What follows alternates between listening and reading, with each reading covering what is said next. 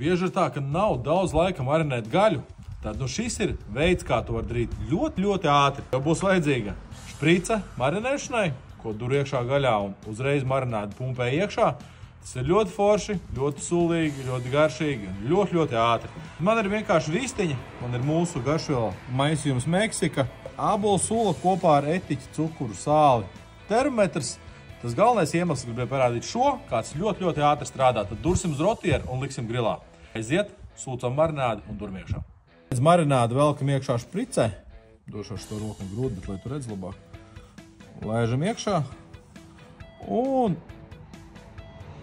pumpējot, valkam ārā. Redz, kā vistiņi uzpūšās un marinādi tiek uzreiz iekšā.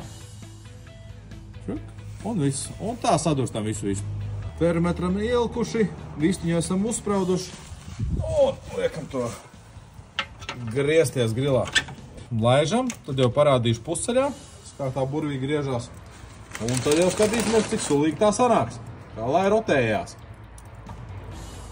Esam pusceļā. O, cik burvīgi. Tauciņi tek uz oglēm un rodas burvīgais aromāts. Lēnām tā grauzdējās un būs ļoti, ļoti sulīgi. Nu ko, kad termometrs ir noskanējis 75 grādus, tad skatāmies, kas ir iekšā un varam ņemt ārā. Burvīgi, kraukšķīgi ādiņa būs. Op. Ļoti labs. Redzi? Burvīgi.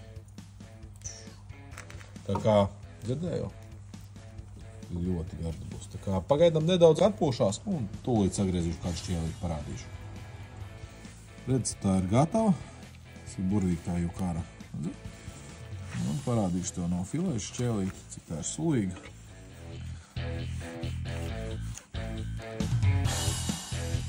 Ai. Viss ir labi. Kā marinādi tur bija iekšā, sulīga, garšīga. Redz vistiņa. Kā tā kārā. Tik cieši sulīgi vistiņa. Lai labi garšo. Gardu tiešām.